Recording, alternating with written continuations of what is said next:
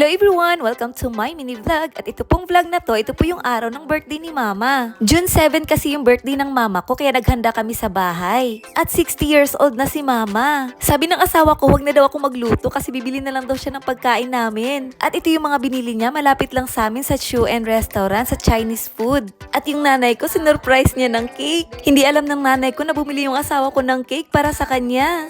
Kaya nagulat yung nanay ko at natuwa sa surprise naming dalawa sa kanya. At alam niyo ba, pangalawang beses na mag-birthday si Mama dito sa Japan. Yung una niyang birthday, sa 11 namin siya dinala at doon namin sinelebrate yung birthday niya. At itong pangalawang birthday niya dito naman sa bahay. At yung birthday party niya talaga, yung may mga bisita sa linggo namin gaganapin. At ayan, after mag-wish ni Mama, nag-blow na rin siya ng candle. At ito yung cake ni Mama at ito yung mga handa namin para sa kanya.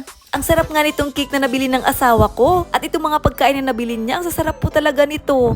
Ang dami ngang in-order ng asawa ko. Umorder din siya ng tsahan, may gyoza pa, may malaking meatball, may tebasaki, may ebi mayo at saka yung atay na may gulay. At may dessert pa na aning tofu. At ayan, kumain na rin kami. Nauna na kaming tatlo kumain kasi yung asawa ko nagbabantay muna siya kay Baby Aina. At yung nanay ko nasarapan siya sa pagkain at ang dami niya nakain nung araw ng birthday niya. At si Harry, kinakausap naman niya yung papa niya kasi malapit na daw yung field trip nila sa school. At sa Disney sila pupunta. At binigyan na rin siya ng allowance para may panggastos po siya doon. At first time ni Harry pumunta sa Disney Sea. Sabi nga ng asawa ko, nung binigyan niya ng allowance si Harry, nagastosin niya yan doon at mag-enjoy siya doon sa Disney Sea nakasama yung mga classmates niya. And the next morning, dahil walang pasok sa trabaho yung asawa ko, naglinis siya ng bahay. Una muna niyang nilinis yung CR. Ganyan po yung asawa ko, lagi po niyang nililinis ang CR. At tinanggal niya yung mga screen sa mga bintana at nilinis niya na rin. Yung mga bintana kasi namin dito, may mga screen po siya para hindi po makapasok yung mga lamok. Nagulat nga ako nung nilinis niya ng asawa ko, sabi ko natatanggal pala yan. Kasi nung naglinis ako niya, hindi ko siya tinatanggal kasi hindi ko alam na natatanggal pala siya. At habang tinitingnan ko yung asawa ko, grabe talaga siya maglinis, ang linis talaga. At tinuro niya na rin sa akin kung paano ilagay yung screen at kung paano tanggalin. Ilagay lang pala siya sa baba at may clip pala siya sa taas. Pag nalagay na siya, saka siya ikiklip para magsarado siya.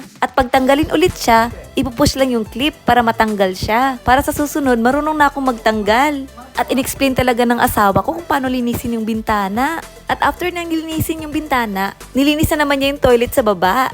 At habang naglilinis po siya ng toilet, ito po yung ginagamit niyang palinis sa upuan ng bowl. Itong maliit na square na sponge na nabibili lang po sa Daiso or Hakken Shop. At after niya maglinis ng mga CR, pinunasan niya na rin yung pintuan ng sala namin at mga bintana na rin. At nagulat ako paglabas ko, pinunasan niya na rin yung sasakyan ko. At nung hapon niya, nag-decorate na kami dito sa bahay kasi birthday party na ni Mama bukas. Buti na lang tinulungan ako ng asawa ko mag-decorate kasi hindi ko alam paano mag-decorate dito sa bahay. Una ko kasing nilagayan malapit sa bintana namin. Tapos tinanggal ko yung lamesa. Hindi ko alam kung saan ko ilalagay yung lamesa. Tapos yung sofa, tinanggal ko din. Tapos sabi ng asawa ko, madilim daw. Kaya suggest ng asawa ko dito daw maganda ilagay sa taas ng TV. Kaya nung natapos, sabi ko sa asawa ko, ang ganda ngang tingnan kasi may ilaw siya, natatamaan siya ng ilaw. At pagkatapos namin mag-ayos dito, pumunta naman kami sa may bilihan ng mga alak. Bumili yung asawa ko ng mga alak para sa birthday party ni Mama. Tinanong pa nga niya ako kung ano yung gusto kong inumin, kaya pinili ko yung Baileys. May syampang na kasi sa bahay, kaya ito yung mga nabili naming alak. At after ng dinner namin, gumawa na rin kami ni Mama ng biko at fruit salad. And hanggang dito na lang. Thank you for watching. And sa next vlog ko, ipapakita ko yung birthday party ng Mama ko. Kaya keep on watching. Bye!